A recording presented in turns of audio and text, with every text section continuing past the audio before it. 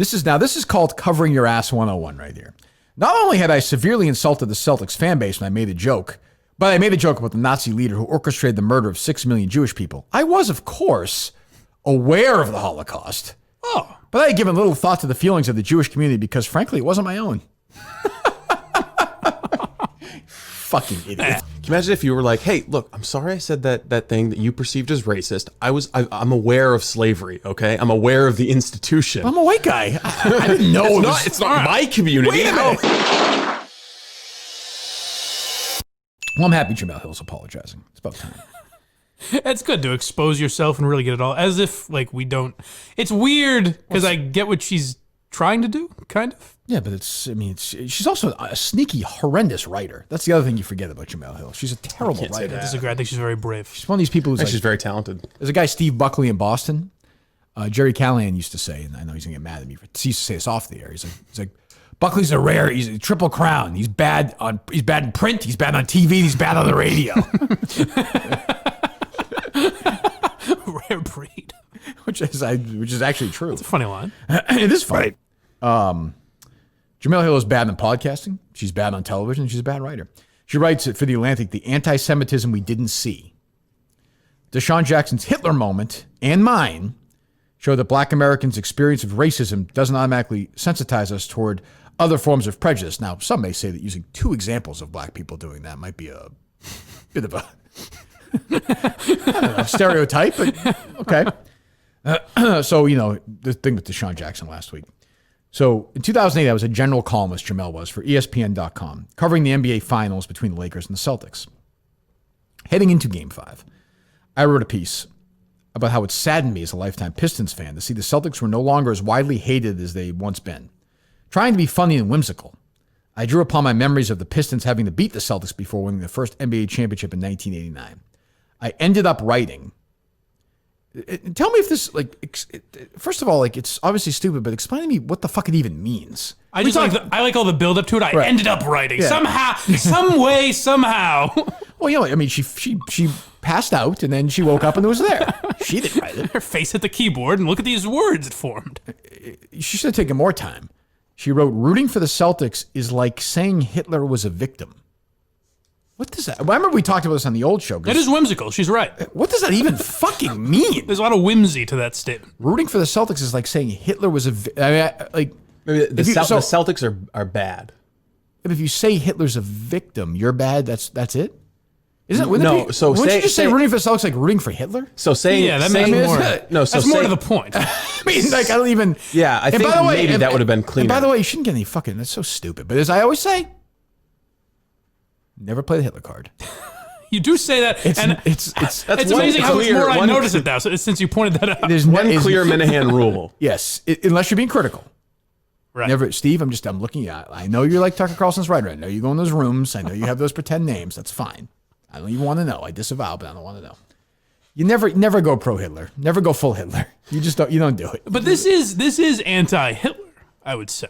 I would say that you. But you bring him in the conversation. Right. Yeah, just like you don't. He's one rhetorical weapon that you don't need to use. Yeah, it never. Yeah, but I don't like that even because that it never helps make your point. Form of I'm saying if you want to keep your job, that's all. Yeah, but I mean, then we can go into 10 million things where you shouldn't mention. I'm not saying I want the government. Hitler's. I'm just saying if you want to be somebody in your life who just wants to keep their job and stay out of trouble and all that. If I were giving a class on that, I'd say.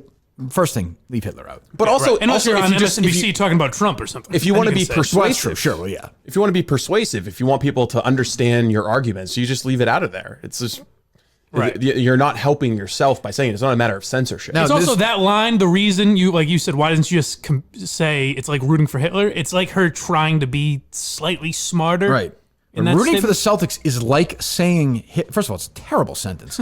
Rooting for the Celtics is like saying Hitler was a victim. Well, first of all, I'm sure that Jemele is a noted World War II scholar. Well, she gets into that. Probably better than us. We'll get there in a second. I'm sure we don't fully have the context to grasp this. Why couldn't you say she was talking about another Hitler? Jimmy Hitler. Like Al Hitler. Yeah. There was a documentary on Showtime a few years ago. I want to say it was actually called... It was actually pretty good. Let me see here. it was about people whose last names are Hitler. It's Hitler. Oh, that's interesting. I like that. It was actually pretty good. I want to say it was actually called Meet the Hitlers, but maybe not. It's a funny title. I think I saw it on Showtime.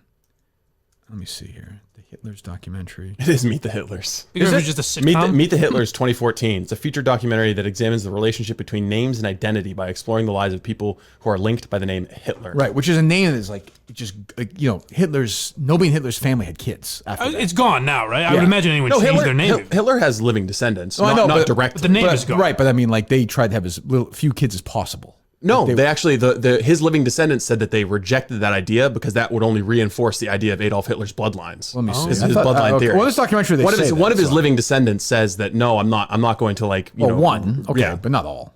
But anyway, either way, let me get back to this fucking call. So yeah, it's not a bad documentary. I got to think I would change my name though. Yeah, You have to. probably. That's when you can't really own. Yeah, it's like the name Adolf is gone. Right. I mean, the mustache is gone. Steve, the name is gone. Okay, the mustache is gone. Not name Michael anybody. Jordan brought it back a little bit. He got away with it. That's true. Let me see here. Where's the? Let me find this column again. Here we go. So she gets into it, and then she says, "More than a decade later, I still cringe." What are you laughing at? We're just reading the same paragraph. You're reading. More than a decade later, I still cringe when I think about it. So when she's thinking about it, she's Jeez. everyone just fucking lies. You wrote something stupid. If you didn't get suspended for it, you would never even fucking think about it. By the way, if you hadn't been suspended for it, you would never bring this up now. No. You would fucking have it deleted and gone. She brings it up because it's the first thing people mention on fucking Twitter. This is called covering your ass 101 right here. Not only had I severely insulted the Celtics fan base when I made a joke, but I made a joke about the Nazi leader who orchestrated the murder of 6 million Jewish people. I was, of course, aware of the Holocaust. Oh. But I had given little thought to the feelings of the Jewish community because, frankly, it wasn't my own. Fucking idiot. It's all the hullabaloo. I was aware of it. What's all that? But much to do about nothing, I've always said. Can you imagine if you were like, "Hey, look, I'm sorry I said that thing that you perceived as racist. I'm aware of slavery, okay? I'm aware of the institution. I'm a white guy. I didn't know It's not my community. Wait a minute. How am I supposed to be Wait a sensitive minute. to this? Wait a minute. They couldn't leave? What if they wanted a couple of pops after a hard day's work? But they got 3 weeks vacation, right? Like, what the fuck? Aware of it. Rooting for the Celtics is like saying the slaves were victims. Or no, the Confederacy. No, it's the like Confederacy saying- were victims. Right. It was I don't know, like so saying, fucking no, it's stupid. like saying the slave owners were victims. Yeah, Yes. yeah, okay. Right. I know slavery. My job's a grind too. I get it. Believe me. Right. I mean, the Jemele, like the Holocaust. I mean, I'm aware of it. Wait a minute. Like they didn't actually. What happened in those showers? Oh my God. Oh yeah, a bunch of skinny people, right? I'm familiar with it. I'm not just like Vaguely. They were all Jewish? I don't understand what happened. It was camp, right? They just hung out? And Summer camp. They just sat around and really, really thought, right? They just concentrated and that was the camp. It seems, no? What? Am I missing something? Arts and crafts and they concentrated. They really, really were very thoughtful. yeah, it was sort of like a mathematics camp. I mean, what a terrible, what a cover your ass bullshit. Why even write this? Well, it's funny because you're reading it wrong. You're reading it like, oh, she was an adult who had no idea what the Holocaust was, but she took some time to reflect and think about it. That's what you're not getting out of this. Like Jackson, I am black. And had anyone made a remark trivializing slavery, I would have been incensed. I learned that just because I'm aware of the destruction caused by racism, that doesn't mean I'm automatically sensitive to other forms of racism, or in this case, anti-Semitism. Either that or you're just a fucking columnist looking for a fucking line. I mean, really. I like that I mean, anytime. how about that? No? I like that when someone's critical of Jemele Hill before this, she's like, oh, you Jews have always had it easy. I mean, really. It's been a cakewalk for you people for years. Oh, my God. And it's just she gets into DeSean Jackson. I mean, whatever. I mean, DeSean Jackson's just a dummy, He also, might just have been doing it to annoy people. Like, who the fuck knows? No, I think he really believes he's it. an idiot. He He's might. an idiot. He said something stupid. Yeah, You know what I mean? but I've never heard, these sort of takes from him before, so maybe he just decided one day. Why do that now if you're not trying to piss people off in some way? And why would Jackson think it was remotely constructive to insert Hitler, of all people, into a conversation about racial empowerment? After all, Hitler hated black people, too. That's right. He wasn't too fond of them. Yeah, it seems like Yeah, honestly, what are you? She's now down into like the second or third paragraph of the Hitler Wikipedia page. like I think it's clear what she's saying, and she's probably right. Hitler was an asshole. A little bit. Like he seemed like he had some real issues. He was a real son of a gun. That guy. He didn't. He really. I thought he would have loved black people. I'm surprised. Jesus. Well, I love this too. She writes this column. She writes a dumb line about Hitler, and then she says, "When I apologized to my Jewish friends about my Hitler reference, they offered their support."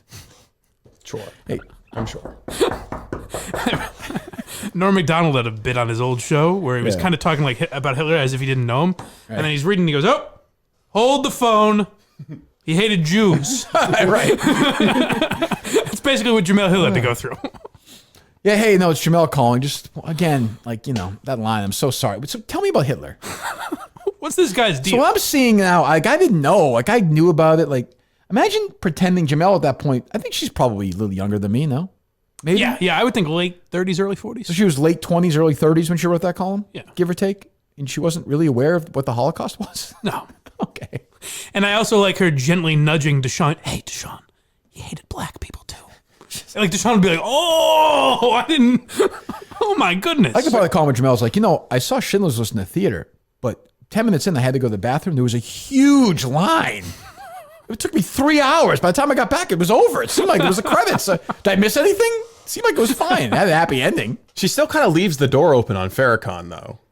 Oh, well, yeah, of course. Yes. She says, Jackson. Does she call him Minister Farrakhan or no? No. Okay. She says, Jackson can't be surprised that people now question his true feelings toward Jews, considering he's called them termites and talked about how they're, Satan worshipers and fake Jews, and that just on July 4th was saying that his followers need to pick up a stone when they see a Jewish person. Jemele wrote this?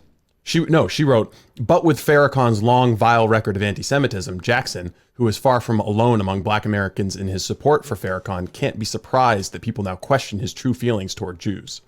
Interesting. But people no one is questioning his true feelings toward Jews. He's made it abundantly clear that he hates them and thinks they're evil and legitimizes violence against them. And also, by the way, going back to the whole premise of it, is that line by Jemele even really that offensive?